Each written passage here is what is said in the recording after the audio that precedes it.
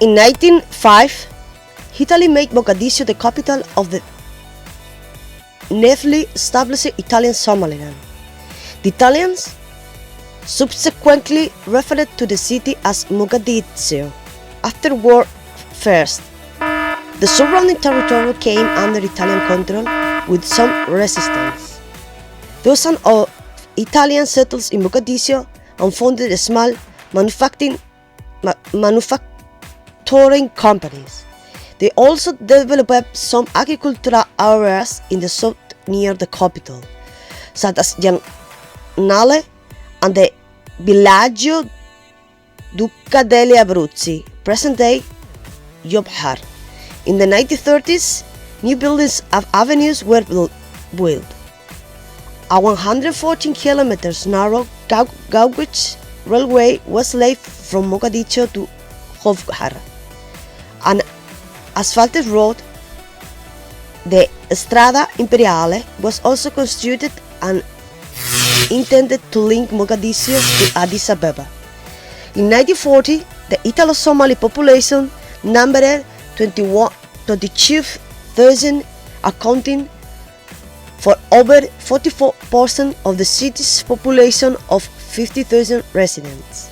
Mogadishu remained the capital of Italian Somaliland throughout the latter political existence. In World War II, it was captured by British forces in February 1941. After World War II, Mogadishu was made the capital of the Trust Territory of Somaliland.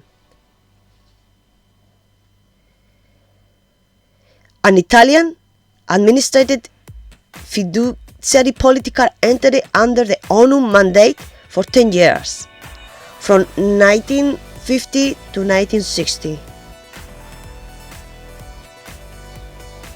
British Somaliland became independent on 26 June 1960 as the state of Somaliland and the Trust Territory of Somalia, the former Italian Somaliland, followed suit 5 days later. On 1st of July 1960, the two territories united to form the Somali Republic, with Mogadishu serving as the nation's capital. A government was formed by Abdullahi Isa and other members of the trusteeship and protectorate governments, with Haji Bashir Ismail Yusuf as president of the Somali National Assembly, Aden Abdullah Osandar as president of the Somali Republic, and Abdirasik Ali Sarmarke as prime minister, later to become president from 1967 to 1969. On 20th July 1961, and through a popular referendum, the people of Somalia ratified a new constitution, which was first drafted in 1960. In 1967, Muhammad Haji Ibrahim Egal became prime minister, a position to which he was appointed by Sarmarke. On 15 October 1969, while paying a visit to the northern towns of Las Anod, Somalia's then president Abdirasik Ali Sarmarke was assassinated by one of his own bodyguards. His assassination was quickly followed by a military coup d'etat on 21 October 1969, the day after his funeral, in which the Somali army seized power without encountering armed opposition. Essentially, a bloodless takeover. The putsch was spearheaded by Major General Mohammed Siad Barre, who at the time commanded the army. Alongside Barre, the Supreme Revolutionary Council that assumed power after President Sarmarke's assassination was led by Lieutenant Colonel Salaad Gabeire Khadije and Chief of Police Jama Ali Koroshel. Khadije officially held the title of Father of the Revolution, and Barre shortly afterwards became the head of the SRC. The SRC sequentially remained in the country the Somali Democratic Republic, arrested members of the former civilian government, banned political parties, dissolved the parliament and the Supreme Court, and suspended the constitution. The Revolutionary Army established various large-scale public works programs, including the Mogadishu Stadium. In addition to a national program of industry and land, the Mogadishu bases new regime's foreign policy places an emphasis of Somaliland's traditional and religious links with the Arab world, eventually joining the Arab League in 1974. After fallout from the unsuccessful Ogaden campaign of the late 1970s, the Barre administration began arresting government and military officials under suspicion of participation in the 1978 coup's dictator attempt. Most of the people who have allegedly helped plot the putsch were summarily executed. However, several officials managed to escape abroad and started to form the first of various dissident groups dedicated to ousting Barre's regime by force. By the late 1980s, Barre's regime has become increasingly unpopular. The authorities became ever more totalitarian, and resistance movements encouraged by Ethiopia's communist administration spread up across the country. This eventually led in 1991 to the outbreak of the Civil War, the toppling of Barre's government, and the disbandment of the Somali National Army. Many of the opposition groups subsequently began competing for influence in the power vacuum. Thus followed the ouster of Barre's regime. Armed factions led by United Somali Congress Commander General Mohammed Farah Aidid and Ali Mahmi Mohammed in particular, clashes and each sought of a shared authority over the capital. UN Security Council Resolution 733 and UN Security Council Resolution 746 led to the creation of UNOSOM first, the first establishing mission in Somalia after the dissolution of the central government. United Nations Security Council Resolution 794 was unanimously passed on 3 December 1992, which approved a coalition of United Nations peacekeepers led by the United States, formed the Unified Task Force UNETAF, UNITAF. The alliance was tasked with assuring security until humanitarian efforts were transferred to the UN. Landing in 1993, the UN peacekeeping coalition started the 2 years United Nations operation in Somalia second, UNOSOM second, primarily in the south. Some of the militants that were then competing for power interpreted the UN troop presence as a threat to their hegemony. Consequently, several gun battles took place in Mogadishu between local gunmen and peacekeepers. Among these was the Battle of Mogadishu in 1993. A U.S. apprehension of 2 high-ranking lieutenants of faction leader Aden. The UN soldiers eventually withdrew altogether for the country of 3rd of March 1995, having incurred more significant casualties.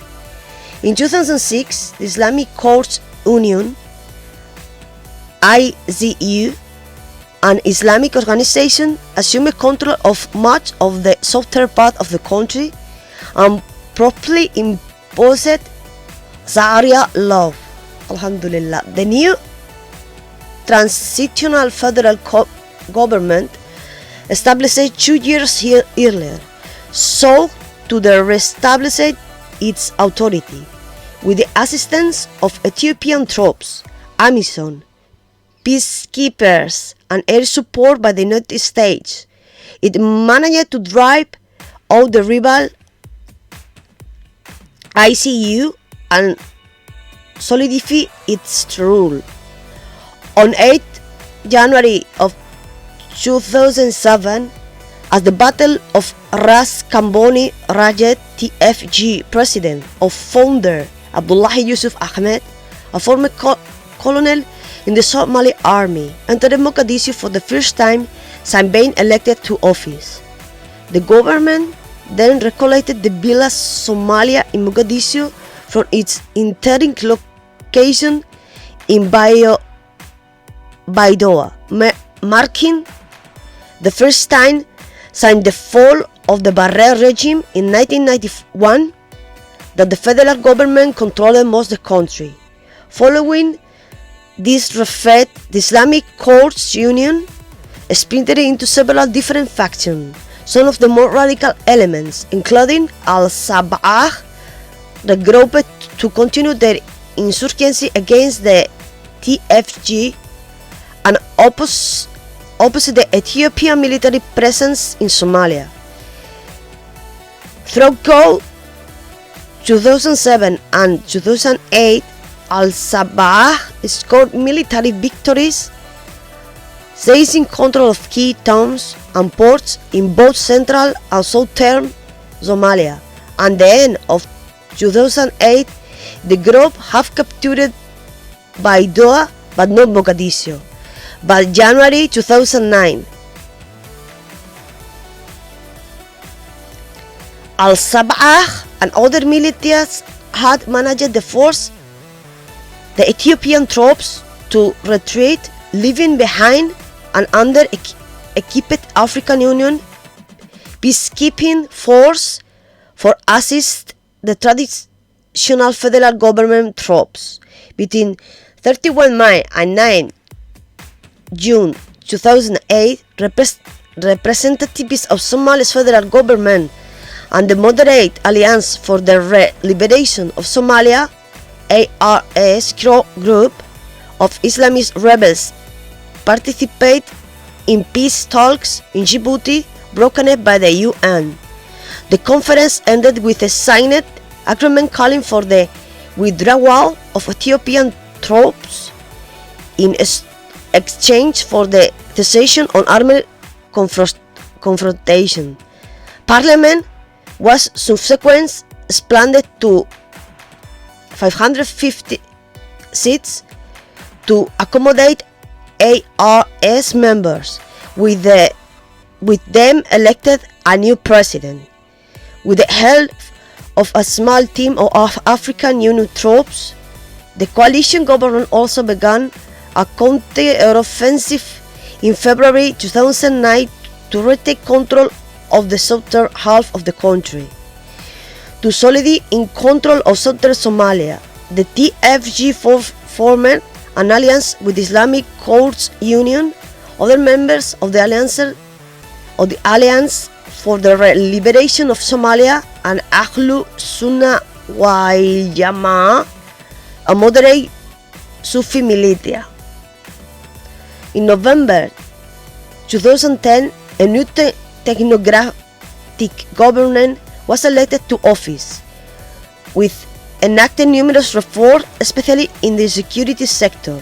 By August 2011, the new administration and its AMISOM allies has managed to capture all of Mogadishu from the Al-Sabah militants. Mogadishu has subsequently experienced a period of intense reconstruction spearheaded by the Somali diaspora, the municipal authorities, and Turkey, a historic ally of Somalia. In August 2011, militant group Al-Sabah made a strategic withdrawal from Mogadishu to return to hit and run tactics. Mayor Mohammed Noor recognized the opportunity as critical to stabilizing and rebuilding the city by any means necessary. Working closely with the UN, USAID and DRC, Noor's administration also started large-scale rehabilitation of roads and general infrastructure, with residents closely cooperating with the civil and police authorities to tighten up of security. Noor recognized the opportunity to transform Mogadishu, although resources were limited. Working closely with urban strategic Michel Shipus, the Banadir government sought to design and deploy a data-driven approach to post-war reconstruction.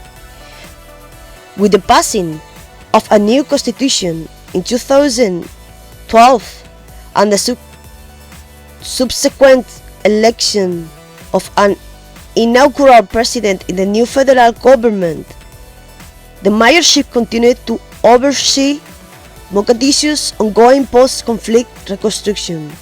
Building off the initial pilot, the Banadir administration launched a city-wide street naming, house numbering, and postal codes project, officially called the House Numbering and Postcode System. It is a joint initiative of the municipal authorities and Somali business community representatives. According to Noor, the initiative also aims to help the authorities firm up on security and resolve housing ownership disputes. As of 2016, there are postal codes for 156 localities and sub-localities, including the Mogadishu's metropolitan area.